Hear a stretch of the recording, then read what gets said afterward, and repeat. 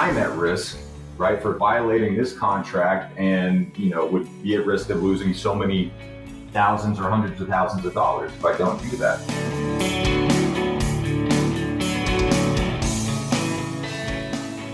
Welcome, listeners, to the Industrial Security Podcast. My name's Nate Nelson. I'm sitting with Andrew Ginter, the Vice President of Industrial Security at Waterfall Security Solutions.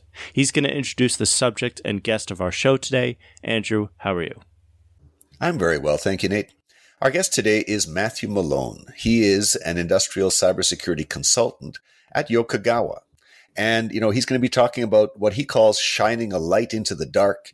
He works with small to mid-sized oil and gas installations that are just starting down their path towards, better cybersecurity.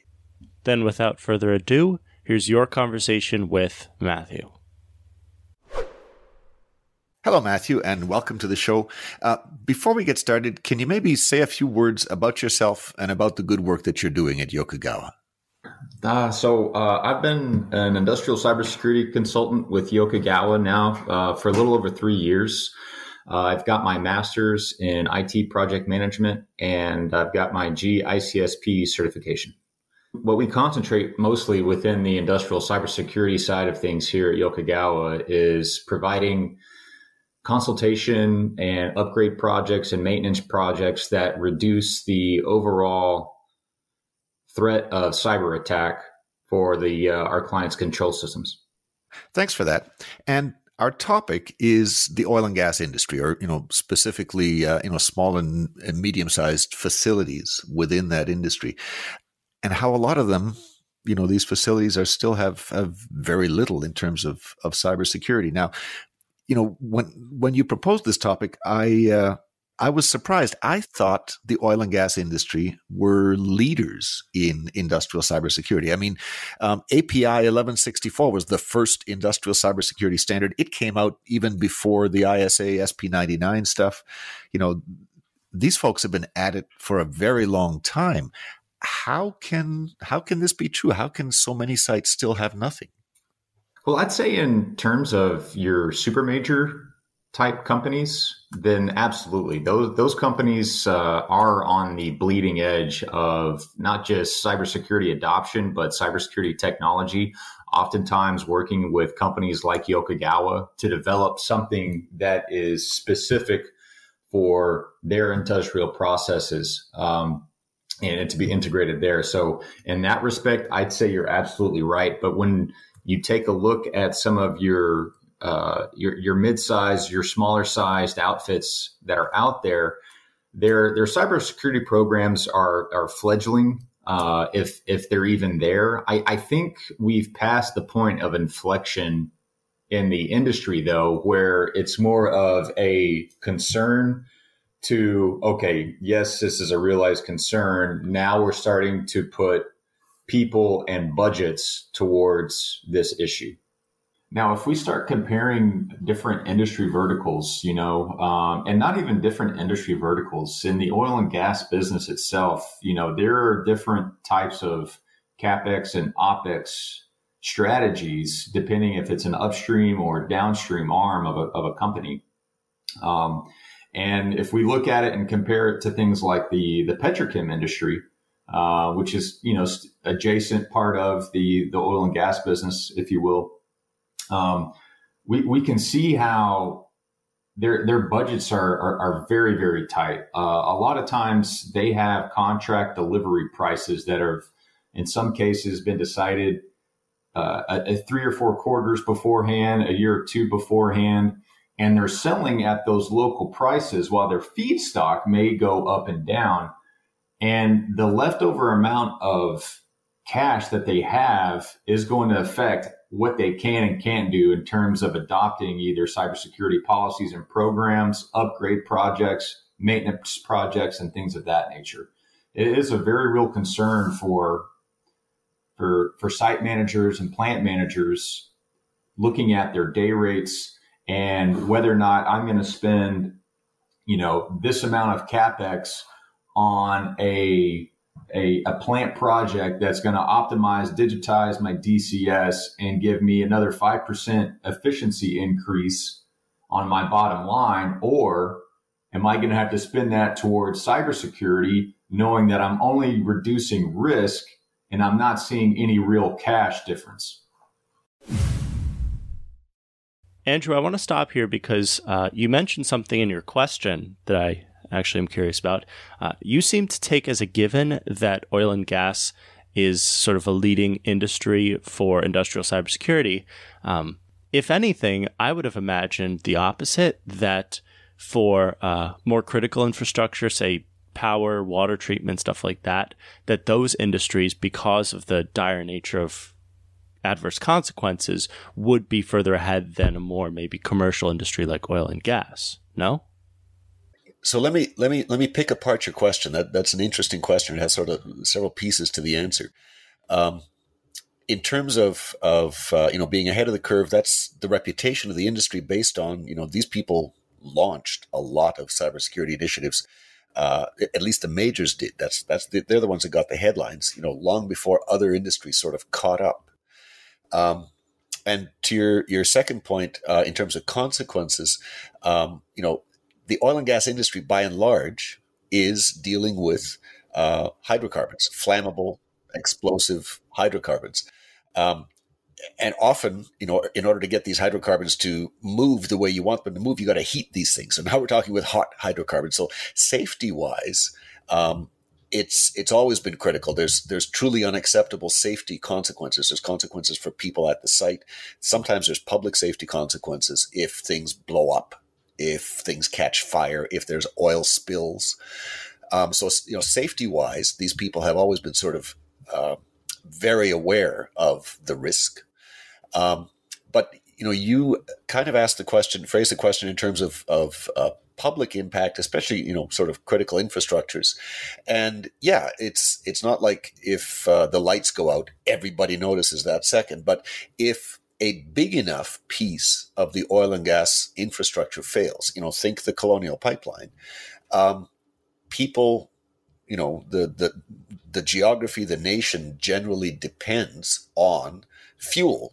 And if transportation stops, it doesn't take much more than a few days before things go very bad, especially in large cities that rely on, food and stuff being trucked in. So, the largest oil and gas installations are reliability critical as well as safety critical.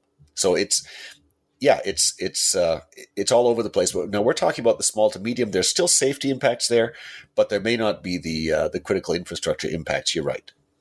I would also wonder, it's just a thought that's popping into my head as you were talking there, whether being ahead in industrial cybersecurity for oil and gas maybe has something to do with the private nature of it. Because, in large swaths of the world, oil and gas is government owned, but in the parts of the world where I am, it is largely private, at least compared with other industries like, as I said, water or the power grid. Do you think that being ahead on cybersecurity has anything to do with public versus private industry?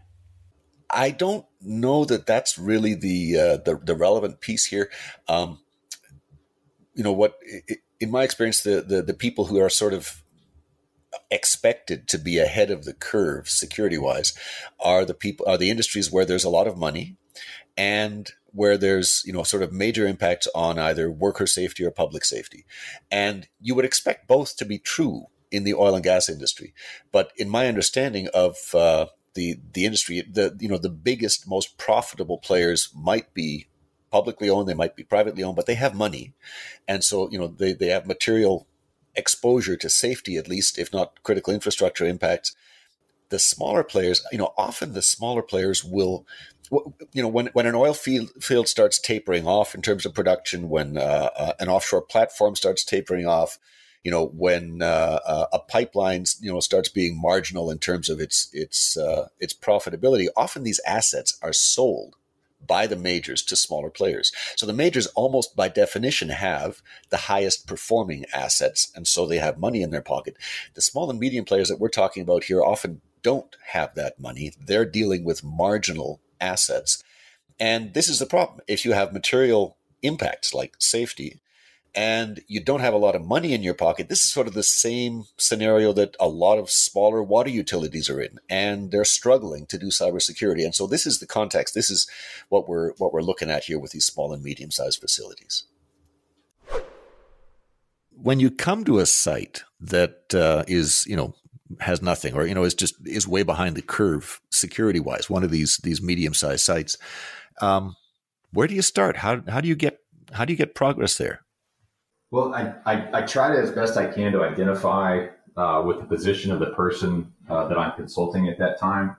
A canned answer to this would be, just start with an assessment, okay? And that's easy to say because everybody wants network visibility. They want to know what their vulnerabilities are. They want to know where they can improve their cyber defense and things like that. But it really doesn't matter if you don't have the buy-in from your company to release funds or budget funds in the future for this. So one thing I try to tell the folks that I'm consulting with is that, well, first off, I understand that the person I'm talking to is more than likely wearing more than one hat. This could be a process control manager, a chemical engineer, and oh, by the way, I'm assisting over here on the HS&E team. And now they want me to do something in terms of cybersecurity. Right. So we have a person who has that's very qualified, very intelligent and specialized, but they're being stretched a little too thin, you might say. And if a person finds himself in that type of position, one of the cool things you can do within the company is start building a cross-functional team. Grab somebody from engineering, maybe somebody from maintenance, grab somebody from IT, believe it or not. Those folks can be very, very helpful, even if they have very little to do with the OT network. Maybe grab somebody from HS&E and start fleshing out the bones of this cybersecurity roadmap you want to develop, right? And from there, you can take this team and this beginning of a plan doesn't even have to be, beginning to end. This is what we're going to do. This can be a list of options. We've got 1, 2, and 3. We present that to the site manager or the plant manager. And when you have people representing all those different functionalities within the plant or the site, it makes it very hard to say no to, right? Because you have somebody with a lot of authority and a lot of responsibility taking the advice of, middle managers, manager types, people that he's or she has relied on for many, many years. And they're all saying the same thing, it makes it very hard to say no to. And that's one of the things I find becomes a little easier for the folks in that position where they've just been handed this huge responsibility for cybersecurity within their DCS or their ICS. And now I don't have any money. They've got all this responsibility with very little authority. And this is kind of one of those ways to kind of get around that. Or to get yourself the resources you need in order to execute this new mission that you've been handed. And then from there, we can start talking about things like, okay, let's do an assessment. What type of assessment do you want to do? We can do a qualitative assessment. We can do a quantitative assessment, and we can find out how many millions of dollars this gigantic multi-million-dollar asset is at risk of losing in terms of a cyber attack. We could talk about some of the more specific projects after that.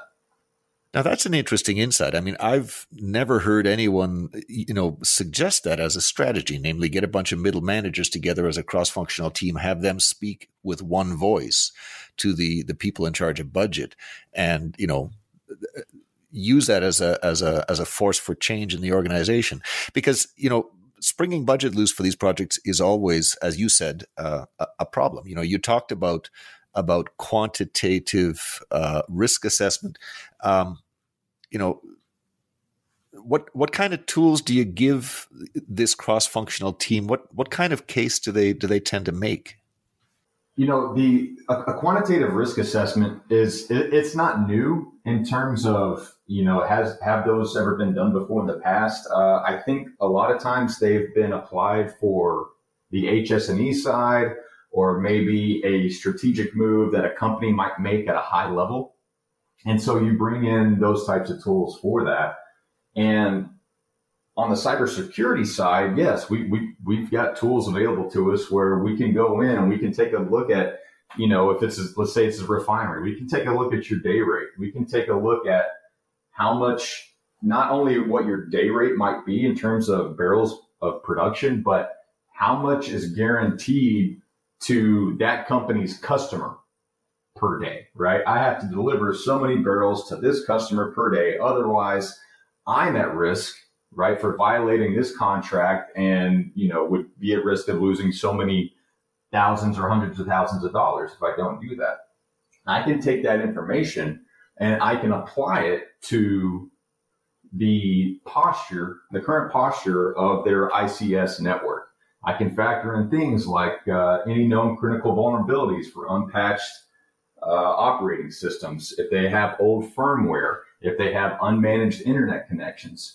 We can take a look at that holistically and we can drill down to a percentage of risk or the percentage that a company might have of being attacked with ransomware. Okay. We'd say, for example, that this company, this site has a 75% chance of being attacked with ransomware based off of all of that information they've given us in terms of their current status of their DCS.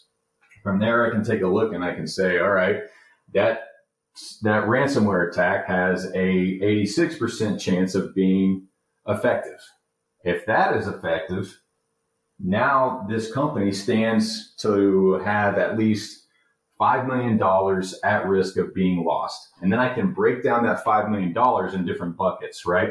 So many of that $5 million is going to be put towards legal fees. So much of that $5 million is going to be lost operating income from your production rate. This bucket of money, that's part of that $5 million, is going to be towards some sort of regulatory fines that you might be facing. All right.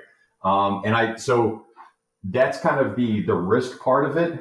Then we can go into this quantitative analysis, and then we can say, all right, if you invest $150,000 and upgrade to central patch management, central AV, right? Something vanilla in terms of cybersecurity projects, then you will stand to reduce the risk of $5 million to $4 million, right? And so the return on investment becomes very clear at that point. And we're not talking about the weeds of, okay, I've got this many labor hours, I've got this in my bill of material for this project, this is my execution day. This is like, no, I can spend this amount of money and reduce my risk by this amount. That becomes a very real argument that is very hard to ignore, especially if it's been documented and submitted through whatever the processes might be within that company. And like I said earlier, this, quantitative risk assessments, they've happened for forever in different types of applications for businesses. One of the more recent being health, safety, and environmental. I grew up in West Texas. Seemed like everybody's dad on the block was a roughneck. And, a lot of those guys had missing fingers. That's just how roughnecking was back in the day. And so it took the point for somebody pointing out that a company has a larger liability for not having a robust HS&E program than they would if they installed one and put the budget towards an HS&E program protecting their people over the long term, right? If we're talking about insurance for payout, workman's compensation, medical bills, all that stuff started adding up, and somebody finally did the dollars and cents of it, saying, no, let's protect our folks out on the rig. Let's keep them from losing fingers and feet and eyes and things like that. And we can actually save money as a company over the long term. And this is aside from the morality of it, right? Which seems kind of strange, but looking back on it, we can only judge the people by that time. And we can say, though, that yes, morale, it makes a moral decision to protect your folks, but it also makes a very good financial decision to protect our folks. The same can be said for industrial cybersecurity. I think that we're getting to that point where that financial argument has been made, and it's been made very well, that protecting our sites is going to be in our long-term interests. In the beginning of the industrial security revolution, engineers were told to use IT security principles. Protect the information, we were told. We knew this was a poor fit, but it was all we had. Today, the top security priority at industrial sites is safety. Don't kill anyone. Don't cause an environmental disaster. And the second priority is reliability. Do not shut down our factory or infrastructure.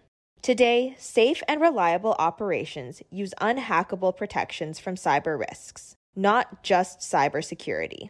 For a deeper look at the evolution of the revolution, we invite you to download Waterfall's report on the emerging consensus for industrial security engineering.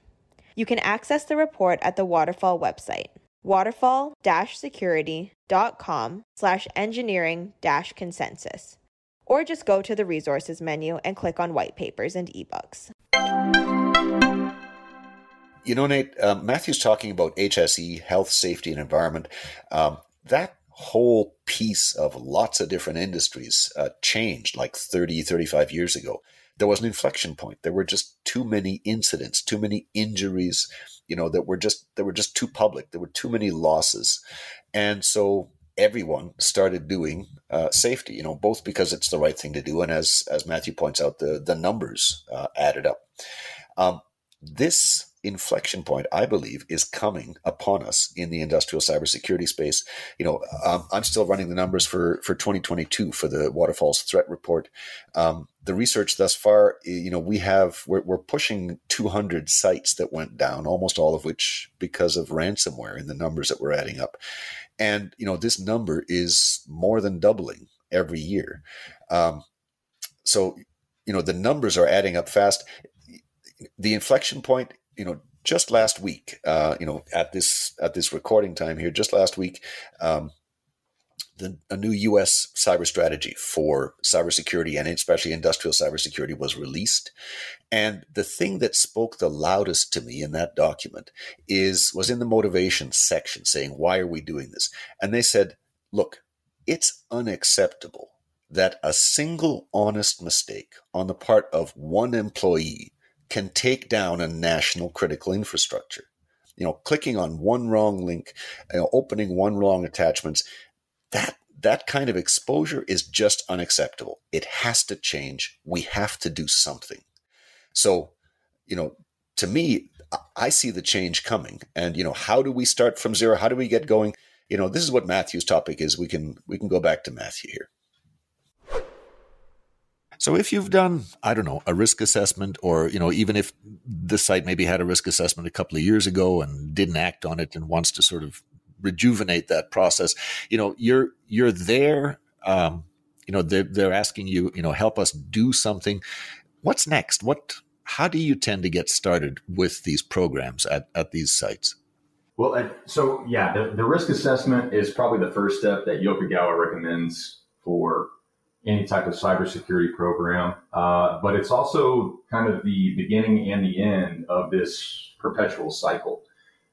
This is more of a journey instead of, okay, we installed central AV and central patch, we're good now. It's a little bit more in depth than that.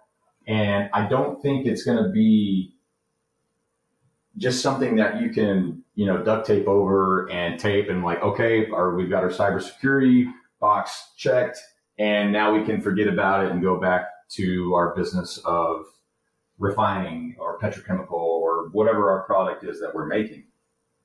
This is, I had an allusion to the HS&E side of the house a moment ago, and I bring it up again right now. There's no HS&E program where it is, we bought a box of gloves that everybody can use, and now our HS&E program's done. And so cybersecurity has to be viewed through that same lens, I think, in that, yes, maybe we do have an older assessment, but that's all we have to go on. That's fine. That's better than nothing. From there's probably a good chance there has been very little change to your DCS since that assessment's been done. And there's a lot that we can go off of, even if it might be a year or two old. I think you and I, you probably know better than anybody that the automation business isn't going to do any type of radical changes over the span of maybe 18, 24 months anyway. So if there's a client that does have an older assessment, that's fine. Bring it to us, and we can start going through those vulnerabilities and basically turn that into our checklist for next steps. And we can start to develop a roadmap from there. And we can look at, 1 year, 2 years, 5 years of different projects that we can start to implement. And with that, we can also take a look at what our budgeting needs are going to be for. Another thing about the automation business that I'm sure the audience is well aware of is that, the budgeting cycle is pretty long as well. It may take, 1 year from receiving a proposal before budgeting is even approved, and then maybe another 6 months before we issue a purchase order, and then maybe another 4 months before we actually get project management on site to begin turning wrenches. So with cybersecurity, it's not going to be very different, just depending on the life cycle of folks that are in the process automation business. And so we can take a look at that. We can start budgeting for, all right, we've got backup and recovery that we prioritized based off of these enterprise strategic interests. They said we have to have backup and recovery first. Okay, no big deal. This is your proposed network architecture upgrade that's going to enable this. And we can start work, 12 to 16 weeks after receipt of order. And I've already handed this off to project management. We're starting pre-engineering work. All that kind of stuff can kind of get done in the background while the customer is going on about, running the business of running the plant or the site. And those little kind of onesie twosies you get, every year, every 2 years are really great steps. Even if they may seem small, they're making a bigger difference than a lot of people could realize in terms of improving the cyber defensive posture of your site. Now, I'm guessing that even at these small and medium-sized sites, there's a few engineers there, there's some managers there. I'm guessing people are somewhat aware of the cybersecurity issues that they have. I'm guessing that there might even be a champion at the site who's, kind of been nudging the decision process from time to time, trying to get something going on the cybersecurity side. If you've got that sort of latent awareness, if you've got a champion there who, like to get something going, is there a trigger condition that they should be watching for that might tell them, hey, this is an opportunity to spring some money loose? Yeah. And, what would that be? Is it, are they watching for, I don't know, a report of a site going down in the news? What should they be watching for? Oh, I'd be on the lookout for some type of corporate initiative, right? So if this is, let's just say, for example, we're reading the company quarterly newsletter and the CIO puts out some sort of statement regarding, something that maybe he only intended it for the IT side, but it is applicable to your OT network and can be done. I would use that because it's within your company's strategy. It's within your company's compliance and your governance. You're taking something from a C-level officer. Like I said, this may be something that they intended only for the IT side, but you know what? This would be fantastic if we installed it on our OT network. We can get with our vendor to make sure it's configured properly, that we're not going to have any interruption in process. Yes, let's take this information, let's bundle it together with what we want to do, and this is what it's going to do for our cybersecurity roadmap, our posture. And we can take that to the boss and we can say, hey, corporate IT says, we've got to do something like this, or our corporate cybersecurity initiatives say that we have to be in compliance with this, right? That is one of those things that you can't shy away from in terms of adoption for certain things at some of these plants is, well, if the big boss, downtown or in the city somewhere else that's not co-located, is saying we've got to do this, then it's from that point on releasing funds and having budgetary conditions being met for that becomes a little bit easier. So that's interesting. The corporate initiative. I don't know. What springs to mind is, I don't know, an antivirus deployment. We have a new antivirus vendor. Everyone shall put this antivirus system on their laptop. Expect IT to call you. IT lives by standardization. They try really hard to make everything as much the same as possible. That's how you save money. That's how you can serve a big organization with a small team.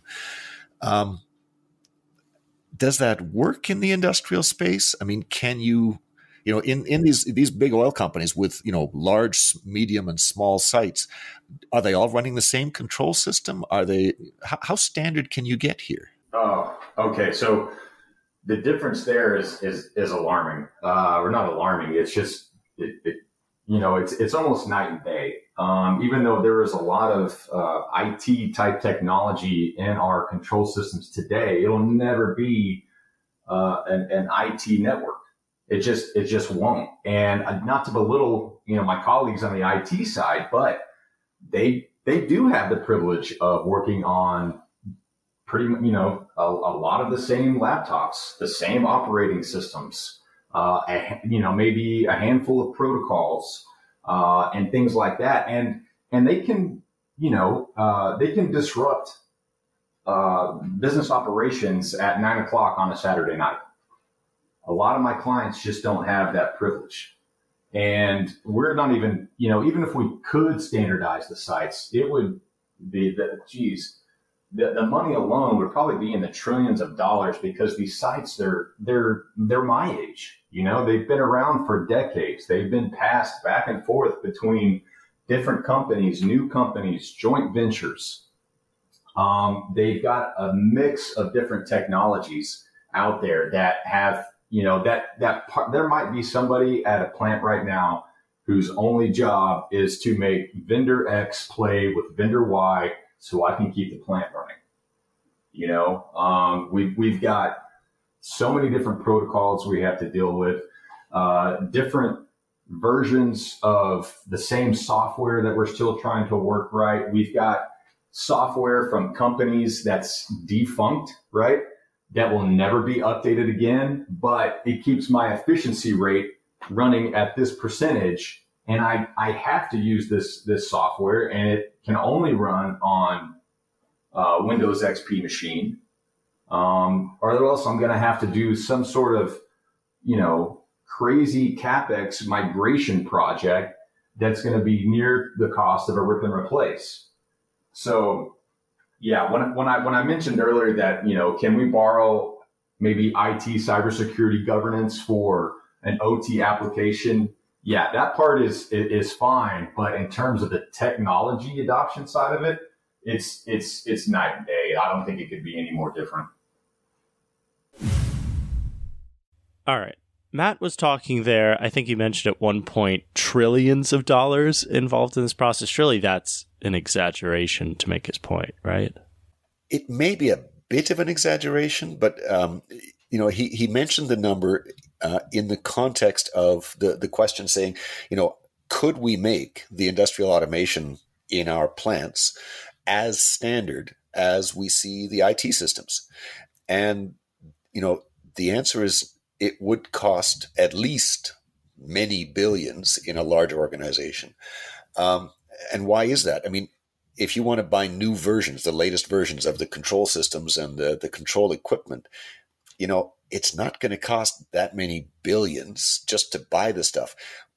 What kills you, what contributes enormously to the cost is, partly the cost of downtime, because you can't install new systems, overnight and turn them on and have them work again.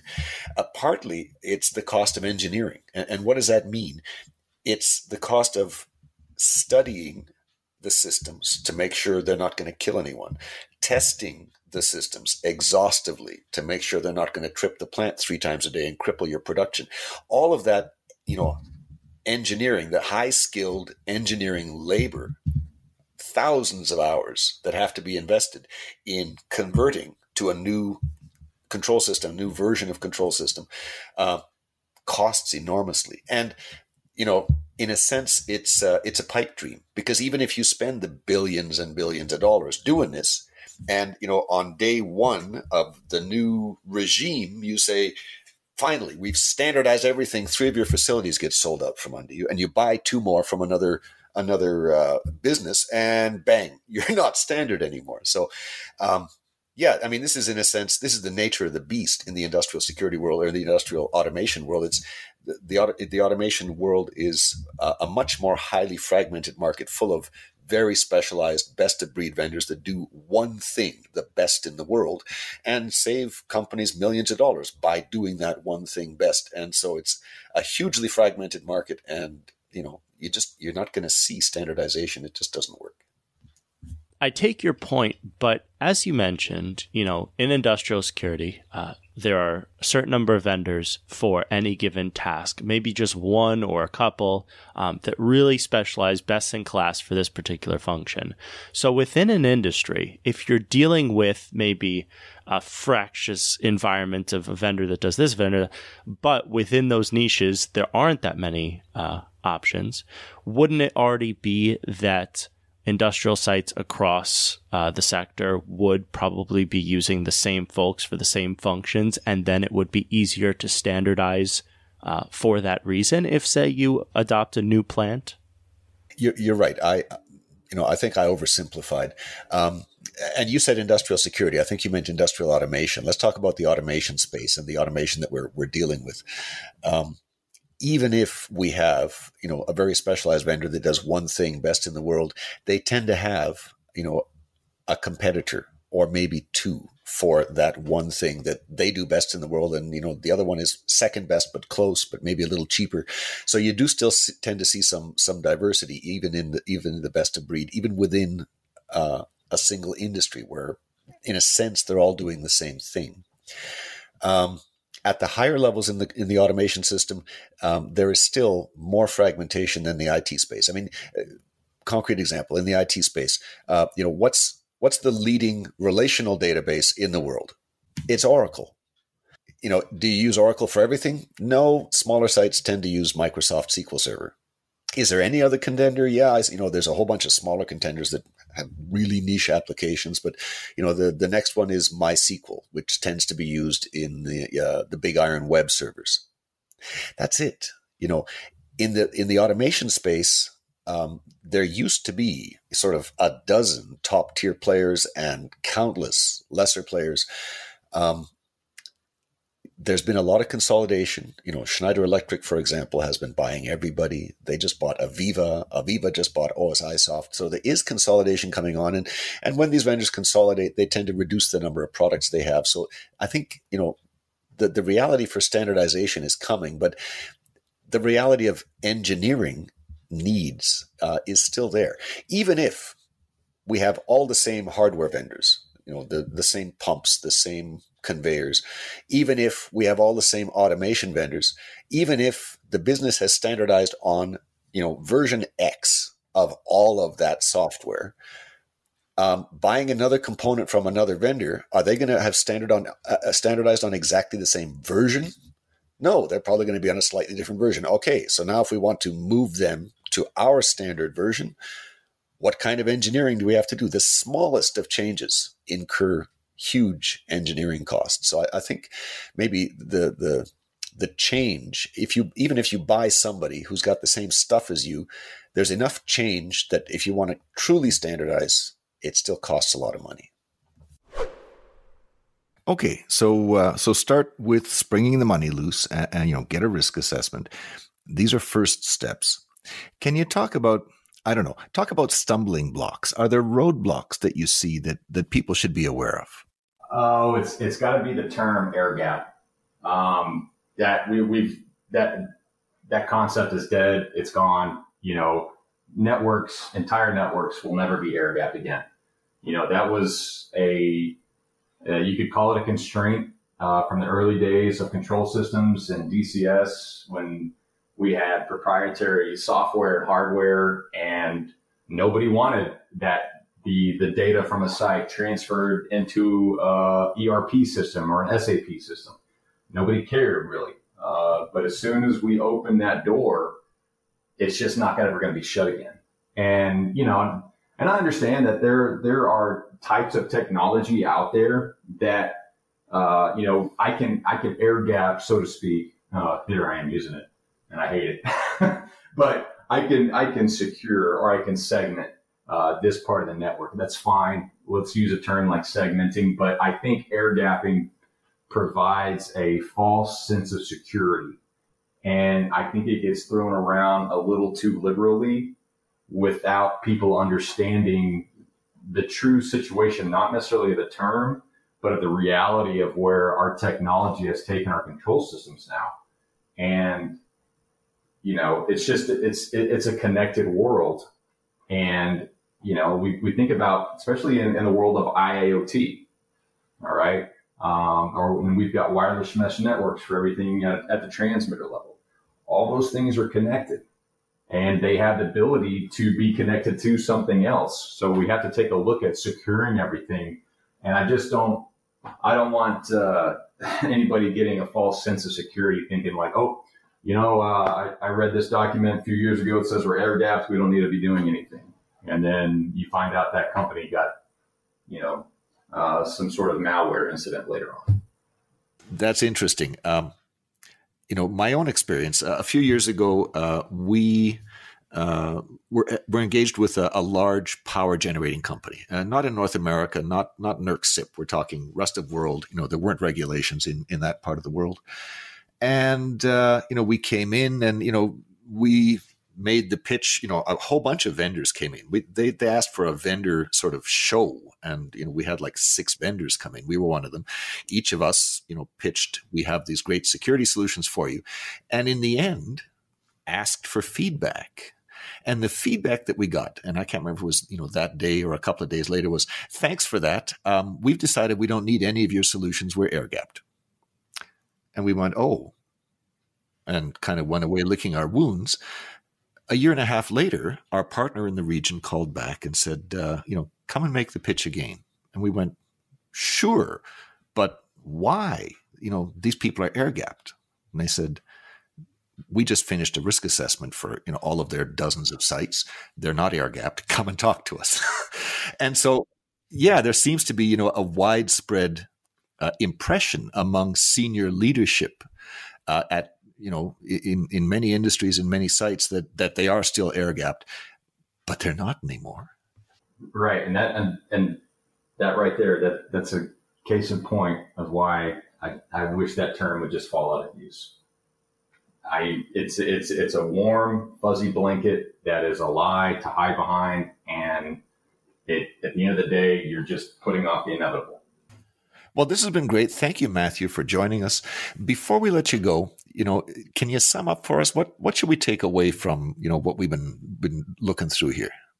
Yeah, sure. So I'd say the big takeaway is probably start now, even if you have to start small in terms of cybersecurity. Yokogawa released a series of white papers not too long ago that I helped write. And one of the series was called Demystifying Cybersecurity. It's fun and it's kind of cool to think that the cybersecurity guys are draped in this cloak of mystery and everything like that. And I'm not gonna lie, I kind of like it for that too. But there's some easy to know stuff that Yokogawa put out in these white papers that kind of takes that mystery out of it towards, getting some traction and adoption at your place of work. And so I'd encourage folks to go check out that series of white papers called Demystifying Cybersecurity. I think it's in 3 parts. And then there's another one out there that uses that phrase, start now, start small. And even if you're taking a small step, at least you're taking a step in the right direction. And I'm on LinkedIn, Matt Malone, and just reach out to me there. If you've got any questions, I'd be more than happy to help you out. Andrew, that was your interview with Matthew. Do you have any final thoughts to take us out with today? I got a lot out of this conversation. My biggest takeaways are about shaking budget loose. This is a perennial problem in lots of industries, in lots of enterprises.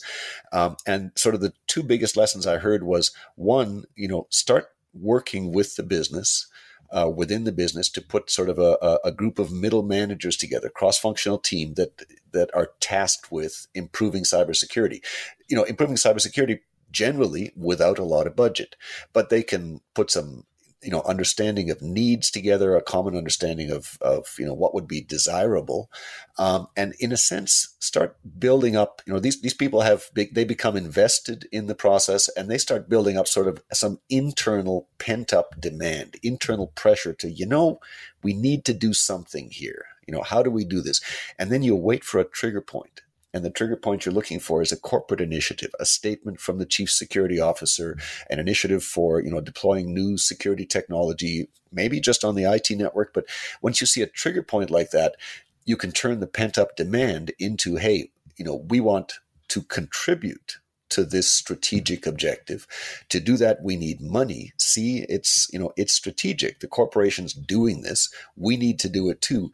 And you start the wheels turning on what turns into a long-term program. And those are insights that I think are very practical and very useful in a lot of industries. All right. Well, thanks to Matthew Malone for speaking with you, Andrew. And as always, Andrew, thank you for speaking with me. It's always a pleasure. Thank you, Nate. This has been the Industrial Security Podcast from Waterfall. Thanks to everybody out there listening.